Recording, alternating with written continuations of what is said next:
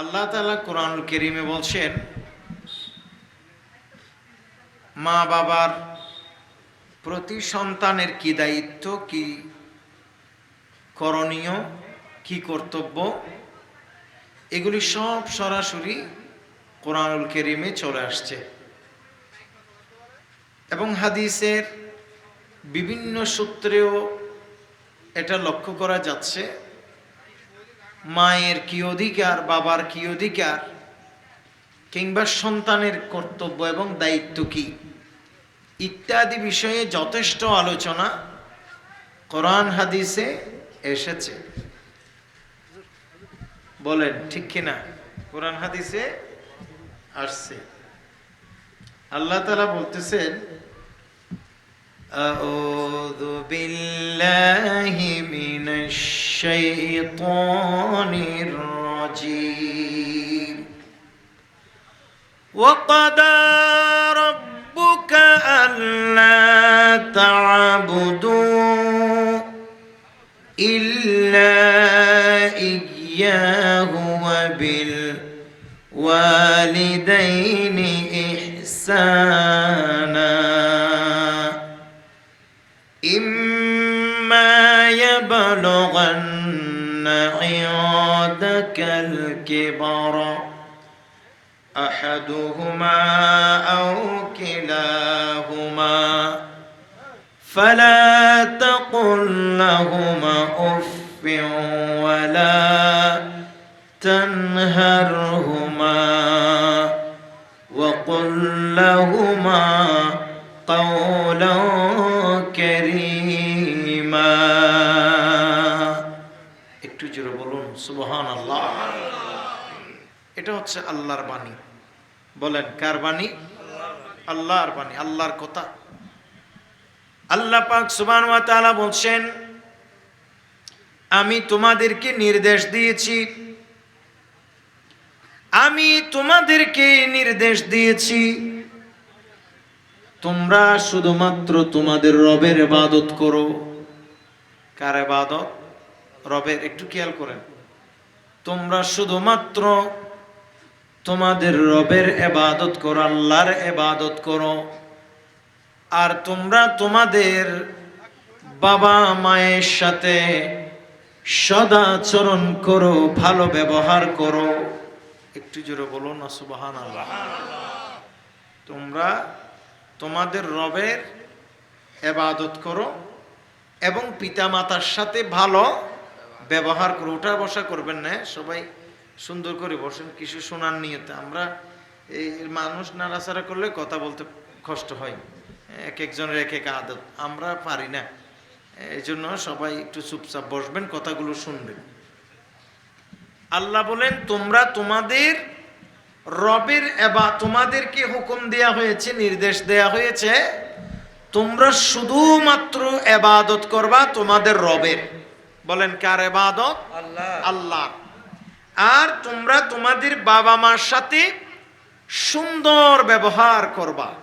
বলেন বাবা মার সাথে সুন্দর ব্যবহার করবা। এরপরে বলা হচ্ছে, ইম্মা ইয়াবলুগান্না ইনদাকাল কিবরা আহাদুহুমা আও কিলাহুমা ফালা তাকুল লাহুমা উফ। আল্লাহ বলছে, বার্ধক্যে উপনীত অবস্থায় পিতামাতার দুইজনকে তোমরা যদি পাও, অথবা একজনকেও যদি তোমরা পাও, তাহলে তোমরা তাদের সাথে কখনো উফ শব্দ ব্যবহার করবে না। কথা কি বুঝতে পারছে? তোমরা কখনো তাদের সাথে উফ শব্দ ব্যবহার করবে না। ওয়ালা তানহারহুমা ওয়ালা তানহারহুমা, এবং তাদেরকে কখনো ধমক দিবে না। ওয়াকুল লাহুমা কাওলান কারীমা, এবং তোমরা তোমাদের বাবা মার সাথে সদা সর্বদা সুন্দর ব্যবহার করো। একটু জোরে বলুন সুবহানাল্লাহ। সম্মানজনক আচরণ করো। এটা হচ্ছে আমার তিলাওয়াতকৃত আয়াতের মোটামুটি ট্রান্সলেশন বা অনুবাদ।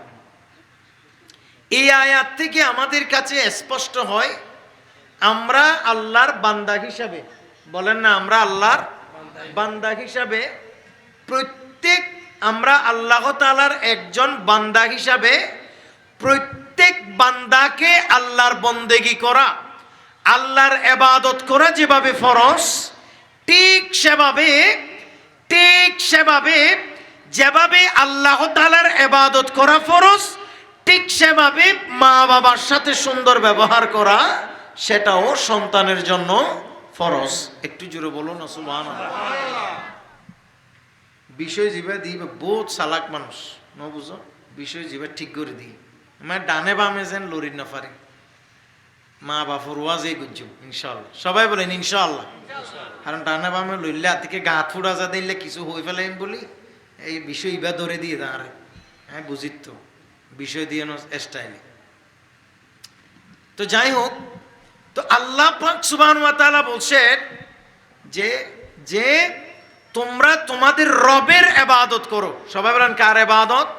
আল্লাহর ইবাদত।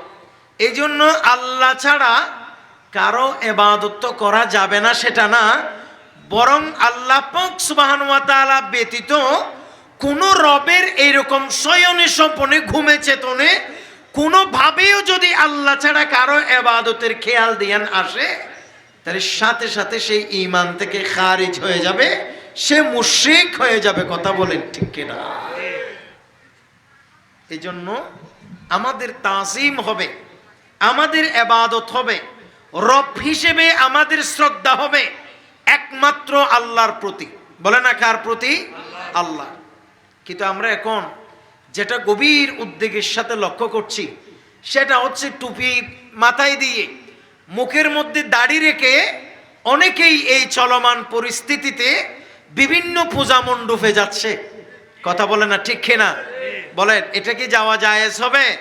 মনে রাখবে যে কোনো সময় কেউ যদি কোনো শিরিক করে, শিরিক করলে যেভাবে মুশরিক হয়ে যায়, কোনো মুশরিককে যদি কেউ সাপোর্ট করে, কোনো মুশরিককে যদি কেউ অভিনন্দন জানায়, কোনো মুশরিককে শিরিক করার কারণে কেউ যদি শুভেচ্ছা জ্ঞাপন করে, সেও ঈমান হারা হয়ে বেঈমান হয়ে যাবে, মুশরিক হয়ে যাবে। একটু জোরে বলো না নাউযুবিল্লাহ। আজকে আমরা দেখছি ভোটের জন্য, নির্বাচনে বিজয়ী লাভের জন্য এরকম অনেক তথাকথিত মুসলমান নেতা, বলেন না ঠিক নেবে ঠিক, অনেক তথাকথিত মুসলিম নেতা, এমনকি অনেক নিজেকে আলেম নামদারি, বলে না অনেকে নিজেকে কি নামদারি? আলেম নামদারি। এইরকম তথাকথিত আলেম নামদারি ভণ্ড মৌলবীরা, ইসলামের এই শত্রুরা লক্ষ্য করা যাচ্ছে তারা মাজারের জিয়ারত করতে গেলে সেটাকে মাজার পূজা বলে তারা মাজার ভেঙে ফেলার জন্য প্রতিযোগিতা শুরু করেছে। কিন্তু এদিকে মন্দিরে গিয়ে পাহারা দিচ্ছে, এমনকি তাদের এই শারদীয় শুভেচ্ছা জানাচ্ছে, পূজা অর্চনার মধ্যে শুভেচ্ছা অভিনন্দন জানাচ্ছে। কথা বলেন ঠিক কিনা? তুমি মাজারে জিয়ারত করতে গেলে, কবরের জিয়ারত করতে গেলে সেখানে তুমি পূজার ঘ্রাণ পাও। কথা বলে না ঠিক কিনা? সেখানে কিসের ঘ্রাণ পাও? পূজার ঘ্রাণ। কিন্তু তুমি যে সরাসরি ডাইরেক্ট পূজা মণ্ডপে গিয়ে তুমি যে তাদের সাথে হাতে হাত মিলাচ্ছ, গলায় গলা মিলাচ্ছ, তাদের সাথে কণ্ঠে কণ্ঠে মিলাচ্ছ, তাদের সাথে হাসি মুখে কথা বলছো, তাদেরকে যে তুমি শুভেচ্ছা জানাচ্ছ, তাদেরকে যে তুমি অভিনন্দন জানাচ্ছ, আল্লাহ তাআলার ইজ্জত জালালিয়তের কসম, ইসলামের মধ্যে এরকম এটা ইসলামে কখনো জায়েজ দেয় না। কথা বলে না ঠিক কিনা? কারণ কোরআনে এসেছে স্পষ্ট, মুসলমান হবে আশিদ্দাউ আলাল কুফার। বলেন আশিদ্দাউ আলাল কুফার। মুসলমান হবে সদা সর্বদা কাফেরের প্রতি কঠোর, কুফরির প্রতি কঠোর। কথা বলেন ঠিক কিনা? কিসের মৌলবী তুমি? ওই কার্যক্রমকে নিন্দা করতে হবে। নিন্দা করে এটা ঈমানের বহিঃপ্রকাশ। কথা বলেন না ঠিক কিনা? তুমি তা তো করছো না। নবী করিম সাল্লাল্লাহু আলাইহি ওয়াসাল্লামের বিশুদ্ধ হাদিসে এসেছে, আমার নবী বলেন মান তাশাব্বাহু বিকওমিন ফাহুয়া মিনহুম, বলে তোমাদের মধ্যে যেই ব্যক্তি যেই দলের অনুসরণ করে, তোমাদের মধ্যে যেই ব্যক্তি যেই দলের সাথে থাকে সে ওই দলের অন্তর্ভুক্ত হয়ে যায়। একটু জোরে বলেন না নাউজুবিল্লাহ। তাহলে তুমি যে এই বিধর্মীদের, ওরা ওদের পূজা করুক, আমি কোনো তাদের পূজার বিরুদ্ধে বলছি না, আমি বলছি আমাদের তথাকথিত মুসলমানের এই এই আচার আচরণের বিরুদ্ধে কথা বলেন, ঠিক কিনা? তাদের পূজা তারা করবে, এটা তাদের ব্যাপার, এটা তাদের অধিকার, ঠিক কিনা? কিন্তু তুমি মুসলমান দাবি করে, তুমি ইমানদার দাবি করে, তুমি মুখে দাড়ি রেখে, তুমি মাথায় পাগড়ি দিয়ে, তুমি মাথায় টুপি পরে, তুমি যে সেখানে গিয়ে এই সমস্ত তাদেরকে যে সাপোর্ট করছো, শুভেচ্ছা জানাচ্ছ, এগুলো পরিদর্শন করছো, তুমি তো তাদের দলের একজন হইছো, তাদের দলবাড়ি করছো। আমার নবী তোমার ব্যাপারেই বলছে যেই যেই দলে যাবে সে তাদের দলের অন্তর্ভুক্ত হয়ে যাবে। একটু জোরে বলুন নাউজুবিল্লাহ। কথা বলেন ঠিক কিনা? আজকে আমি আশ্চর্য হয়ে গেলাম দেখে কিছু মৌলবীরা ডাইরেক্ট মন্দিরে গিয়ে নামাজ পড়তেছে। একটু নাউজুবিল্লাহ বলবেন আপনারা? এই নেটে তো আছে, এগুলো মন্দিরের দরজায় গিয়ে নামাজ পড়তেছে এবং খাওয়াচ্ছে। তাছাড়া এরা ওখানে আবার সানাই টানাই এগুলো বাজাচ্ছে। একটু জোরে বলবেন না নাউজুবিল্লাহ? খবরদার, এগুলির সাথে মুসলমানের কোনো সম্পর্ক নাই। আর এদেরকেও আপনারা মুসলমান মনে করিয়েন না। টুপি দিলে কেউ মুসলমান হয়ে যায় না, কথা বলে না ঠিক কিনা? দাড়ি রাখলে কেউ মুসলমান হয়ে যায় না। যার প্রতি ঈমানের দরদ নাই, কুফরির প্রতি যার কঠোরতা নাই, যার অন্তর আল্লাহ এবং রাসূলের প্রতি দাবিত হতে পারে না, সে কখনো হাজার কোটিবার মুসলমান দাবি করলেও সে কখনো মুসলমান হতে পারবে? কথা বলেন না, পারবে? খবরদার। এই জন্য আমাদের ইবাদত হবে কার? জোরে বলেন না কার? দেবী দেবীর নাই ক্ষমতা, পূজা করা হয় রে বৃথা।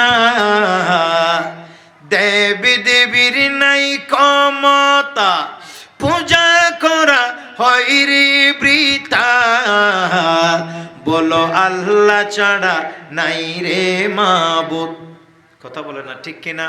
বলো আল্লাহ ছাড়া নাই রে মাবুদ, চলো তাকে প্রাণে ডাকি। সালাতুন আলাইকুম। জন্য আল্লাহ পাক সুবহানাহু ওয়া তাআলা বলছেন, তোমরা শুধুমাত্র কেবলমাত্র একমাত্র ইবাদত করবে কার? বলেন না কার? কারণ আমাদের রব এক। বলেন আমাদের রব এক, তিনিই আমাদের মহান রব, ঠিক কিনা? এই জন্য ঈমানের প্রতি কঠোর হবে, ঈমানের প্রতি শক্ত হবেন, কুফরের ব্যাপারে কঠোর হবেন, ঠিক কিনা? কখনো কোনো বিধর্মীর মতো থাকবে, আমরা আমাদের মতো থাকব। কখনো তারা আমাদের শবে বরাত, শবে কদর, জুমার দিন, ঈদের দিন পূজা তাদের হয়, উৎসব কি আমাদের হয় না? ঈদ কি আমাদের হয় না? কখনো কি ওনারা দেখতে আসে? কথা বলে না কেন? আসে নাকি? তো তুমি কোন নির্লজ্জা, তুমি কোন বেহায়া, তুমি কিভাবে ওখানে গিয়ে দেখতে যাও? তোমার তো লজ্জা শরম থাকা উচিত। কথা বলেন না ঠিক কিনা? হযরত ওমর ইবনুল খাত্তাব রাদিয়াল্লাহু তাআলা বলেছেন, বলে বিধর্মীদের পূজা মণ্ডপে যাওয়া থেকে, তাদের পূজা অর্চনা করার স্থানে যাওয়া থেকে, তোমরা ওই জায়গায় যাওয়া থেকে নিজেকে বিরত রাখবা। কারণ সেখানে আল্লাহর কহর এবং গজব নাজিল হবার জায়গা। যে কোনো সময় সেই গজব তোমার উপরে নিপতিত হতে পারে। একটু জোরে বলো না নাউজুবিল্লাহ। কত নির্লজ্জ, কত বেহায়া আমাদের সমাজের মানুষ, তথাকথিত মুসলমান। কথা বলেন না ঠিক কিনা? আমি আজকের কথা বলছি। আজকে পত্রিকায় আসছে, ইনকিলাবের পত্রিকায় আসছে, রংপুরের নাকি কোথায় 13টি আসনে তথাকথিত ইসলামিক এক দল মানে নির্বাচনের প্রসার চালাচ্ছে। চালাক, অসুবিধা নেই, চালাইলে আমাদের কোনো সমস্যা নেই। কিন্তু দেখা যাচ্ছে যারা সেখানে এমপি পদপ্রার্থী হয়েছে সকলেই তাদের নামের আগে মুহাম্মদ বাদ দিছে। আজকের কথা বলতেছে, আজকের পত্রিকার প্রথম হেড ইনকিলাবের, আজকে কত তারিখ? 1 তারিখ অক্টোবরে 1 তারিখ 2025 ইনকিলাব পত্রিকার প্রথম হেডিং এর কথা বলছি। এগুলো চলছে আমাদের দেশে। বলেন, যাদের অন্তরে রাসূলুল্লাহর নামে পাকের প্রতি এত বিদ্বেষ, কথা বলেন না ঠিক কিনা? যাদের অন্তরে দয়াল নবী রাহমাতুল লিল আলামিনের ঈদ মিলাদুন নবীর প্রতি এত বিদ্বেষ, যাদের অন্তরের ভিতরে দয়াল নবী রাহমাতুল লিল আলামিনের শান এবং মানের প্রতি এত বিদ্বেষ, যাদের অন্তরে মূর্তির প্রতি, দেব দেবতার প্রতি, পূজা মণ্ডপের প্রতি এত শ্রদ্ধা, এত ভালোবাসা, বলেন তারা কি কখনো মুসলমান হতে পারে? কি বলেন আপনারা, পারে? আজকের কথা বললাম আমি আপনাদের, হয়তো কলজা ফেটে গেছে এই প্রতিবেদন পড়ে। আস্তাগফিরুল্লাহল আযীম। এমন বিদ্বেষ নবী পাক সাল্লাল্লাহু আলাইহি সাল্লামের নামে পাকের প্রতি। ডাইরেক্ট এমপি পদপ্রার্থীরা আমার নবীর নাম মুহাম্মদ না, এজন্য নিজের নামের আগ থেকে মুহাম্মদ বাদ দিয়া দিছে। কি ভাই বললাই? গুড ভাই বললাই? নাউজুবিল্লাহ নহর। আল্লাহ যেন আমাদেরকে সব থেকে হেফাজত করে, বলে না আমিন। প্রিয় ভাইয়ের আমার, এরপরে আল্লাহ পাক সুবহানাহু ওয়া তাআলা বলছেন, ওয়াবিল ওয়ালিদাইনি ইহসানা, তোমরা তোমাদের বাবা মায়ের প্রতি সদাচরণ করো। একটু জোরে বলো না সুবহানাল্লাহ। তোমরা তোমাদের বাবা মায়ের প্রতি কি আচরণ করো? সদাচরণ করো, ভালো আচরণ করো।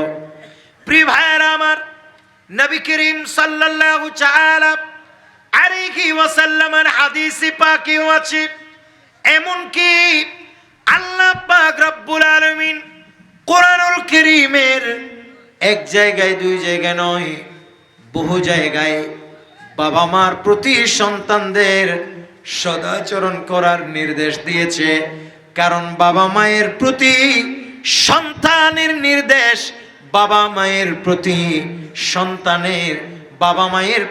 সন্তানের এই ভালোবাসা, বাবা মায়ের প্রতি সন্তানের এই শ্রদ্ধাবোধ, বাবা মায়ের প্রতি সন্তানের এই শ্রদ্ধা নিবেদন, এটা ডাইরেক্ট আনুষ্ঠানিকতার নাম নয়, এটা সরাসরি আল্লাহর কোরআন দ্বারা প্রমাণিত, এটা সরাসরি প্রত্যেক সন্তানের উপরে ফরজ।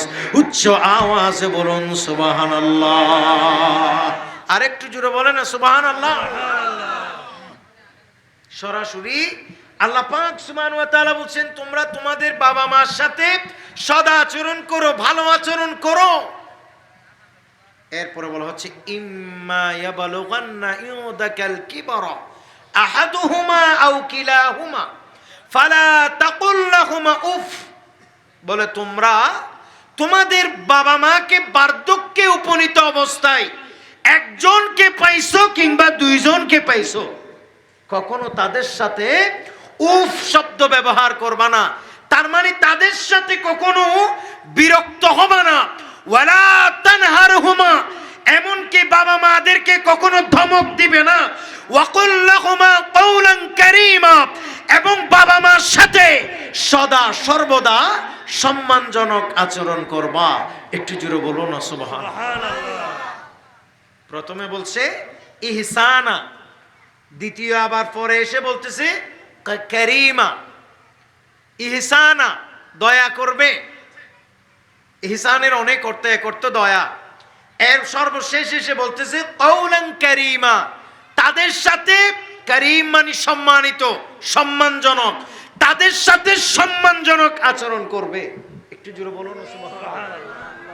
এই জন্য বাবা মার সাথে সম্মানজনক আচরণ করা, বাবা মাকে ভালোবাসা, বাবা মার সাথে বিনয়ী হওয়া, বাবা মাকে সদা সর্বদা সম্মান দেয়া, সামনে কিংবা পেছনে বাবা মায়ের প্রতি শ্রদ্ধা নিবেদন করা, এটা প্রত্যেক সন্তানের উপর ফরজ, এটা সরাসরি আল্লাহর কোরআনের নির্দেশ। একটু জোরে বলুন না সুবহানাল্লাহ। কিন্তু আজ দুঃখজনক হলেও সত্য, আমাদের সমাজের যুবকেরা, আমাদের সমাজের বাবা ভাইয়েরা, আমাদের সমাজের মানুষেরা এসবকে কখনো লালন পালন করতে চায় না। তাই আমি আপনাদেরকে অত্যন্ত বিনয়ের সাথে বলি, বাবা মার সাথে সুন্দর আচরণ করতে হবে। কথা বলেন ঠিক কিনা? বাবা মার সাথে কি আচরণ করতে হবে? সুন্দর আচরণ করতে হবে। নবী করিম সাল্লাল্লাহু আলাইহি ওয়াসাল্লামের একটা দুইটা নয়, অসংখ্য অগণিত হাদিসে আল্লাহর হাবিব সাল্লাল্লাহু আলাইহি ওয়াসাল্লাম বাবা মা সম্পর্কে আমাদেরকে সতর্ক করেছেন। একটু জোরে বলুন সুবহানাল্লাহ।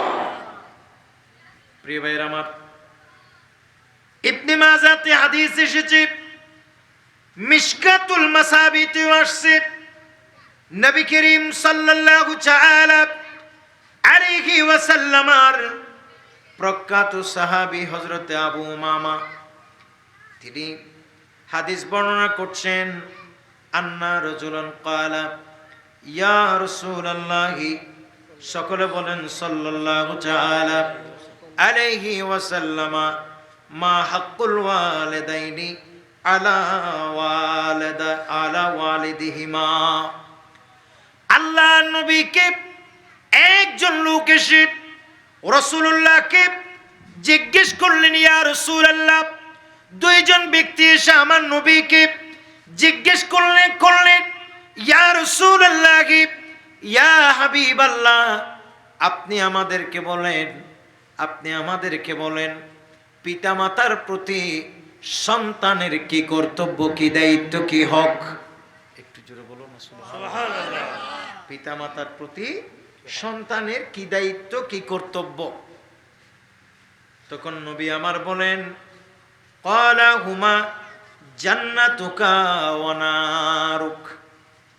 আল্লাহ নবী তাদের এই প্রশ্নের জবাবে শুধুমাত্র একটা কথাই বললেন, এই আমার সাহাবী, আমি তোমাকে বললাম পিতা মাতা প্রত্যেকটা সন্তানের জন্য জান্নাত, পিতা মাতা প্রত্যেকটা সন্তানের জন্য জাহান্নাম।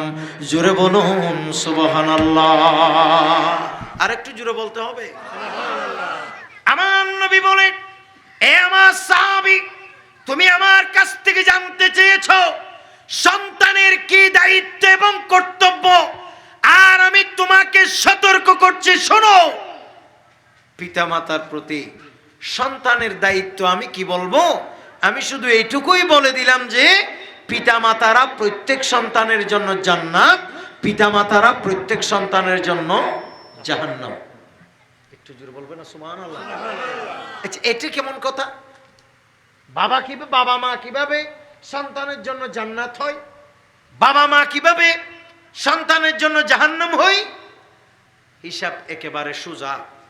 আমার নবী বলেন, যেই সমস্ত সন্তান বাবা মার অধিকার আদায় করতে পারছে, যেই সমস্ত সন্তান নিজের বাবা মাকে খুশি করতে পারছে, যেই সমস্ত সন্তান বাবা মাকে নিজের উপর রাজি করতে পারছে, যার উপর বাবা এবং মা রাজি হয়ে গেছে, ওই সন্তানের জন্য আল্লাহর জান্নাত অবধারিত। আর যেই সন্তানের জন্য, যেই সন্তান বাবা মাকে রাজি করতে পারে নাই, সে যতই নামাজ পড়ুক, সে যত রোজা রাখুক, তারপরেও সে জাহান্নামী, তার জন্য জাহান্নাম অবধারিত। একটু জোরে বলুন না আউযুবিল্লাহ। আপনারা কি আমার কথা বুঝছেন? এই জন্য শুধু এইটুকুই যথেষ্ট। আল্লাহর একজন প্রখ্যাত ওলি হযরত সুলতানুল আরেফিন বাইজিদ বুস্তামি রহমতুল্লাহ আলাইহি, আপনারা নাম শুনেছেন।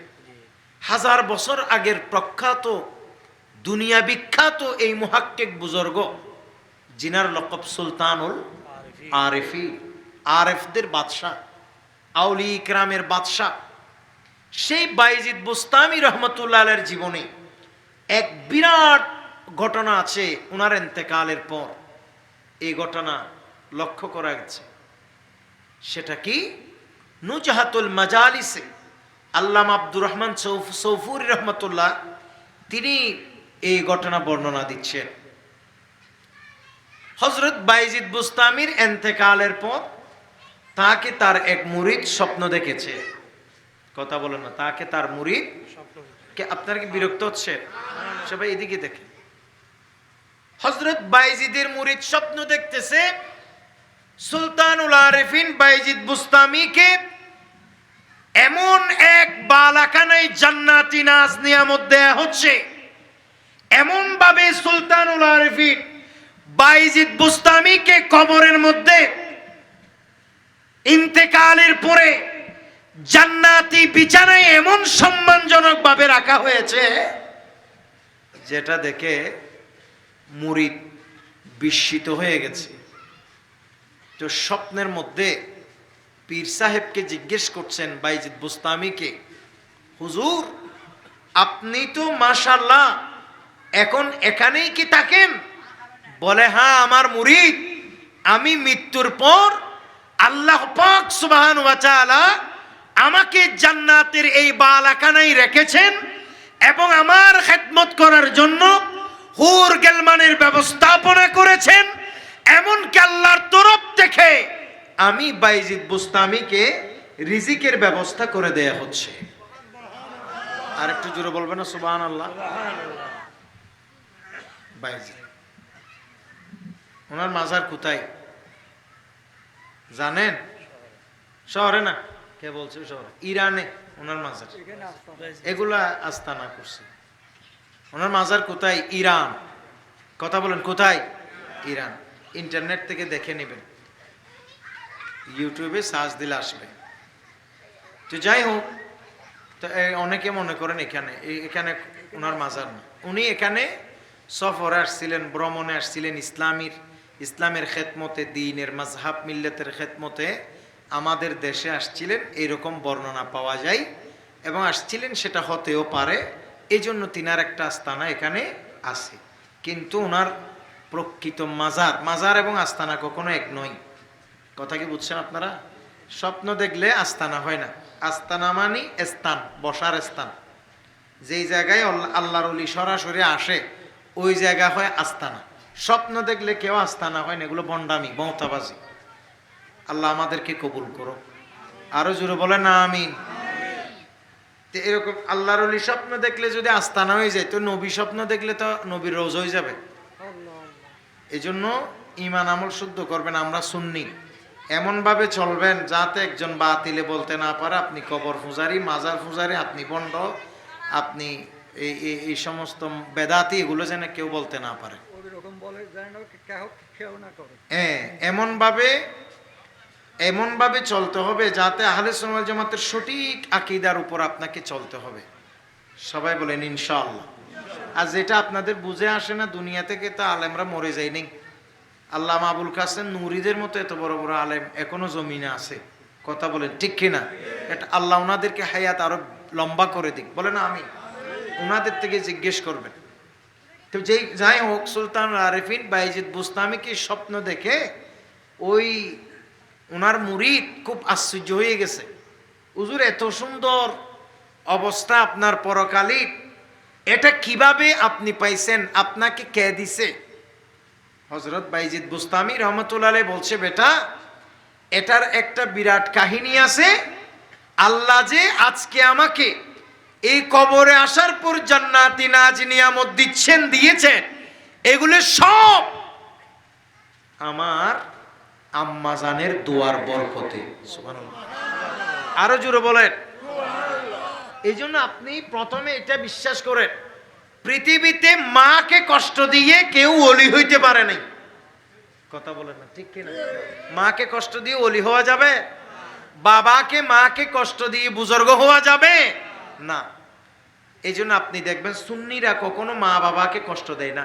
আলহামদুলিল্লাহ বলেন। এগুলো খুব কম পাবেন যে সুন্নি কিন্তু বাবা মাকে কষ্ট দেয়, এরকম নাই বললে চলে। আর সুন্নি দাবি করে যে মা বাবাকে কষ্ট দেয়, এ হচ্ছে ভণ্ড। কথা বলে না ঠিক নিবে ঠিক? আর যে প্রকৃত আশিকে রসুল, যে প্রকৃত রসুলুল্লাহর দিওয়ানা, যে প্রকৃত আহলে সুন্নাত ওয়াল জামাত, যে প্রকৃত আল্লাহর আউলিয়া কিরামের ভক্ত, সে কখনো বাবা মাকে কষ্ট দিতে পারে না।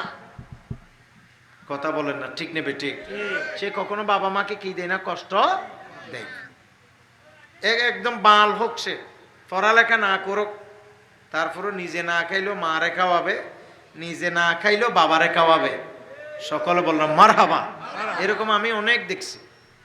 আমাদের ফরহাদ ভাইয়ের সাথে আমার দীর্ঘদিনের পরিচয়। আজকে মাহফিলের জন্য অনেক কষ্ট করছে। ফরহাদ না হলে হয়তো আমি আসতেও পারতাম না। অনেক বেচারা অনেক যোগাযোগ রাখছে, প্রত্যেক দিন অনেকবার ফোন দিছে। মাশাআল্লাহ, নুরিশা বুজুরের সাথে আবার আই বলল হাদিয়া আগে দি ফেলাই, আলহামদুলিল্লাহ নহর তাই নলই রাত ইবে তো সুন্দর এবং ইবে বিশ্রী কিল্লা আগে কিল্লা হাদিয়া লইতাম। যাই বছর দুটি হইলে দুটি দিলে দিব, ন দিলে নেই, অসুবিধা নেই। কিন্তু ইবে মহাব্বত করিয়ে না একবার আইবর আইন লয় ফগরত বরি দি। যাই জীবনে এরকম হয় নাই যে আগে হাদিয়া নিয়ে ওয়াজ করছি, এরকম ঘটনা নেই। এরকম হয়তো দুই একটা থাকতে পারে, এখানের ভিতরে এটা একটা। আল্লাহ এই ভালোবাসাকে কবুল করো। অনেক কষ্ট করছে এই মাহফিলের জন্য, এবং শুধু মাহফিলের জন্য না, নুরিশা হুজুরের মাদ্রাসায় আমারও আলহামদুলিল্লাহ টুকটাক মাদ্রাসা মসজিদ আছে। আমাদের মাদ্রাসায় সবসময় ফরহাদ ভাই এবং এরকম অনেকেই সহযোগিতা করেন, হেল্প করেন। আবার ওনাদের সাথে কথা বললে জানা যায়, ওনার আব্বার জানাজা তো আমি পড়াইছিলাম, ওনাদের সাথে কথা বললে জানা যায় ওনারা বাবা মার সাথে কত আন্তরিক। সকলে বলেন না মারহাবা। ওনার মাকে আমার সাথে উমরা করাইছে, খালাম্মা আমার সাথে উমরা করছে, মুরব্বী মানুষ। তো যাই হোক, এই যে মানুষের এগুলো এই নিচে রাখো না, পানিটা নিচে। তাহলে এই যে মানুষের আন্তরিকতা আপনি দেখবেন, যে যত বেশি আহলে সুন্নাহ ওয়াল জামাত, যে যত বেশি মজবুত সুন্নি, সে তত বেশি বাবা মায়ের ভক্ত। সকলে বলে না মারহাবা। এটা আমি বাস্তব দেখছি, বাস্তব। কিন্তু যারা দুশ্মনের রসুল, এরা দেখবেন যে বাবারে বাদ দেয় না, মারে মারিঘর থেকে বাইর করে দেয়, মারে বৃদ্ধাশ্রমে দিয়ে আসে। কথা বলে না, ঠিক কিনা? ওখানে আপনি আহলে সুন্নাহ ওয়াল জামাতের কোনো মা বাপ পাবেন? পাবেন না। বৃদ্ধাশ্রমে কোনো মা বাপ পাবেন? হুজুরের বাপ মা আছে? আহলে সুন্নাহ ওয়াল জামাতের কোনো সাধারণ রিক্সাওয়ালার বাপ মাও বৃদ্ধাশ্রমে দিয়ে আসছে, এরকম কোনো ঘটনা আছে? নাই। এই জন্য বাচ্চাদেরকে সুন্নি বানাবেন, আহলে সুন্নাহ ওয়াল জামাতের আলেম ওলামার সুহবতে বসাবেন, ওয়াজ শোনাবেন, আল্লাহর আউলিয়া কিরামের মাজারে নিয়ে নিয়ে জিয়ারত করাবেন, পরিচয় করাই দিবেন। কথা বলেন না, ঠিক কিনা? তাইলে আপনার ছেলে একদিন আপনার কবর জিয়ারত করবে। প্রিয় ভাইয়ের আমার, সুলতানুল আরিফিন হযরত বাইজিদ বুস্তামি রাহমাতুল্লাহ আলাইহি তিনি বলেছেন মুরিদকে, আই আমার মুরিদ, আমি মূলত একদিন আমার মা আমাকে হঠাৎ করে, আমার মা রাত্রিবেলায় আমাকে ডেকেছে। তখন আমি তখন নওজোয়ান, আমার মা খুব বেশি বৃদ্ধা হয়ে গেছে। এক পর্যায়ে আমার মা আমাকে বললেন, ওগো আমার সন্তান বাইজিদ, তুমি একটু আমার মাথার নিচে হাত দাও, অথবা আমার মাথার নিচে একটা বালিশের ব্যবস্থা করো। উচ্চ আওয়াজে বলুন সুবহানাল্লাহ। আপনারা কি আমার কথা বুঝতেছেন ভাই? হযরত বাইজিদ বুস্তামি নিজের মার ব্যাপারে বলতেছে, বলে একদিন অত্যন্ত বৃদ্ধা অবস্থায় মা আমাকে ডেকেছে, ডেকে বলে, বেটা শরীরটা খুব ভালো না। বলে না, শরীরটা খুব ভালো না, তুমি সন্তান আমার মাথার নিচে একটা হাতটা দাও না, তোমার একটু হাত দাও। অনেক সময় বাবা মারা সন্তানদেরকে আদর করে, মৃত্যুর বিছানায়ও এরকম ছেলেদের সাথে, বড় বড় ছেলে মেয়ে ওদের এ ধরনের আচরণ করে, এরকম আছে না নেই? কিন্তু অনেক ছেলে বুঝে না, বাবা মাকে ঝাটকি মারে, দূরে সরাই দেয়। প্রিয় ভাইয়ের আমার, হযরত বাইজিদ বুস্তামি রাহমাতুল্লাহ আলাইহি বলে, মা যখন আমাকে ডাকলেন, আমাকে যখন মা নিয়ে গেলেন মায়ের রুমে, আমি আমি গিয়ে আমার বৃদ্ধা মায়ের মাথার নিচে হাতটা দিলাম। আমার মা মনে হয় আমার হাতের উপর একটু শান্তি পাইছে। আমার মা কিছুক্ষণের মধ্যে দেখলাম ঘুমিয়ে গেছে। সুবহানাল্লাহ বলেন। মা যখন ঘুমিয়ে পড়েছে, আমি যদি হাতটা নিয়ে ফেলি মার মনে কষ্ট পাবে। আমি এক হাত দিলাম মায়ের মাথার নিচে, আরেক হাত দিলাম আমার কোমরে। বলেন না, আরেক হাত দিলাম আমার কোমরে। আমি এভাবে মায়ের নিজের কোমরে এক হাত দিয়ে আরেক হাত মায়ের বালিশের নিচে বা মায়ের মাথার নিচে দিলাম। দেখা যায় এরকম আমার মা থেকে মনে হয় আমার হাতের উপর আরাম লাগছে। আমি আর মার ঘুমটা ভাঙাইলাম না। এভাবে আমি আল্লাহর কোরআনের সূরা ইখলাস পড়তে শুরু করলাম। সূরা ইখলাস বুঝেন? কুল হুয়াল্লাহ। আমি আল্লাহর কোরআনের সূরা ইখলাস পড়তে শুরু করলাম। তাও আবার একবার নয়, দুইবার নয়, তিনবার নয়, 1000 নয়, 2000 নয়, আমি পড়তে পড়তে প্রায় 10,000 বার সূরা ইয়াসিন, সূরা ইখলাস আমার মায়ের সেবা করতে করতে পড়ে নিলাম। উচ্চ আওয়াজে বলুন সুবহানাল্লাহ। আরেকটু জোরে বলেন। আচ্ছা, 10,000 বার সূরা ইয়াসিন, সূরা ইখলাস আপনি চিন্তা করতে পারেন? বিসমিল্লাহির রহমানির রহিম। কুল হুয়াল্লাহু আহাদুল্লাহুস সামাদ লাম ইয়ালিদ ওয়া লাম ইউলাদ ওয়া লাম ইয়াকুল লাহু কুফুয়ান আহাদ। এভাবে একবার, দুইবার, তিনবার, চারবার, 1000 বার, 2000 বার পড়তে পড়তে বরাবর কয় হাজার বার? 10,000 বার। আমি 10,000 বার পড়লাম। হঠাৎ করে দেখি আমার মায়ের ঘুম ভেঙে গেছে। মা আমাকে দেখে আশ্চর্য হয়ে গেছে। মা বলে, বেটা আমার, তুমি দেখি এখনো দাঁড়িয়ে আছো, তোমার হাত দেখি এখনো আমার মাথার নিচে। বাবা, তোমার তো অনেক বড় কষ্ট হয়েছে। তখন সুলতানুল আরেফিন বাইজিদ বুস্তামির মা তখন আল্লাহর দরবারে হাত তুলে দিয়েছে। হাত তুলে বলতেছে, আল্লাহ, আমার সন্তান আমাকে যেভাবে দুনিয়াতে সুখ দিচ্ছে, আল্লাহ, আমি যদি, আমার সন্তান যদি মরে যায়, আমার ছেলেটাকে তুমি কবরে এবং হাসরেও ঠিক সেবা তার চাইতে বেশি সুখের ব্যবস্থা তুমি করে দাও। উচ্চ আওয়াজে বলুন সুবহানাল্লাহ। আরেকটু জোরে বলে আল্লাহু আকবার। ইয়া রাসূলুল্লাহ।